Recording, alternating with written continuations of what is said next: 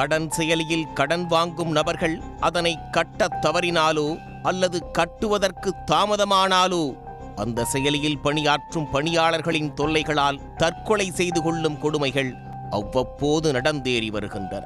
இப்படிப்பட்ட ஆபத்தான இந்த செயலிகளில் வாங்கிய கடனை முறையாக கட்டியவர்களும் பாதிக்கப்பட்ட சம்பவம் வெளிச்சத்திற்கு வந்து அதிர்ச்சியை ஏற்படுத்தியுள்ளது.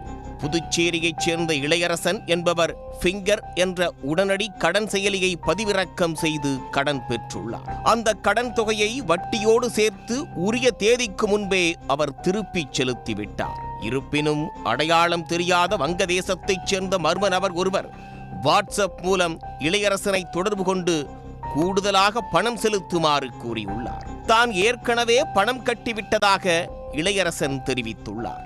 ஆனால் கூடுதல் பணம் கேட்ட அந்த நபர் பணத்தை தரவில்லை என்றால் இளையரசனின் புகைப்படத்தை ஆபாசமாக மார்பிங் செய்து உறவினர்களுக்கு அனுப்பிவிடுவோம் என்று மிரட்டல் விடுத்துள்ளார்.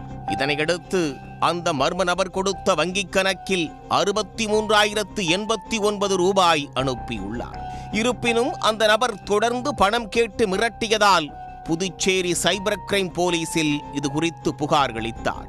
அந்த புகாரின் பேரில் போலீசார் வழக்கு பதிவு செய்து விசாரணை மேற்கொண்டனர்.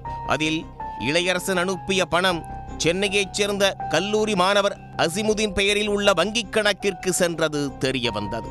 இதையடுத்து சைபர் கிரைம் போலீசார் அசிமுதீனை பிடித்து விசாரித்த போது சென்னையைச் சேர்ந்த தனது நண்பர் சதாம் அன்சாரி என்பவருக்கு தனது வங்கிக் கணக்கு சான்றுகளை வழங்கியதாக தெரிவித்துள்ளார். இதையடுத்து தனிப்படை போலீசார் சதாம் அன்சாரியை கைது செய்து புதுச்சேரிக்கு அழைத்துச் சென்றனர்.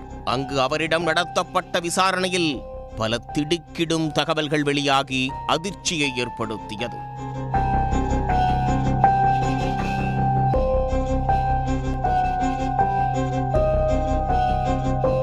சதாம் அன்சாரி பல்வேறு கடன் செயலிகள் மூலமாக பணம் பெறும் நபர்களை குறிவைத்து அவர்களது தகவல்களை திருடியுள்ளார். பின்னர் கடன் பெற்ற நபர்களை வெளிநாட்டைச் சேர்ந்தவர்கள் மூலம் மிரட்டி அவர்களிடம் பணம் பறிப்பதையே வாடிக்கையாக கொண்டுள்ளார்.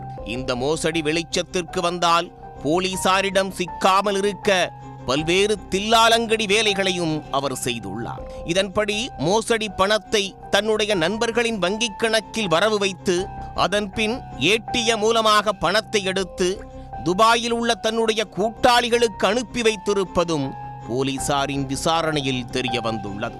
இதே பாணியில் பலரை மிரட்டி 95 லட்சம் ரூபாய் வரை சதாம் அன்சாரி பணம் பறித்ததும் அம்பலமாகியுள்ளது. இதையடுத்து கைது செய்யப்பட்ட சதாம் அன்சாரியை நீதிமன்றத்தில் ஆஜர்படுத்திய போலீசார் அவரை காலாப்பட்டு மத்திய சிறையில் அடைத்தனர். மேலும் இந்த வழக்கில் தொடர்புடைய வெளிநாட்டைச் சேர்ந்த சிலரை கைது செய்யும் நடவடிக்கையிலும் போலீசார் ஈடுபட்டுள்ளனர். சதாம் அன்சாரி அனுப்பி வைத்த பணம் கிரிப்டோ கரன்சிகளாக மாறியதா அல்லது சொத்துக்களாக வாங்கி குவிக்கப்பட்டிருக்கிறதா என்பது குறித்தும் போலீசார் விசாரணையை தீவிரப்படுத்தியுள்ளனர். கடன் செயலி மூலமாக கடன் பெறுவோரை குறிவைத்து அவர்களின் தகவல்களை திருடி மிரட்டி பணம் பறித்த நபர் கைது செய்யப்பட்ட சம்பவம் பரபரப்பை ஏற்படுத்தியுள்ளது.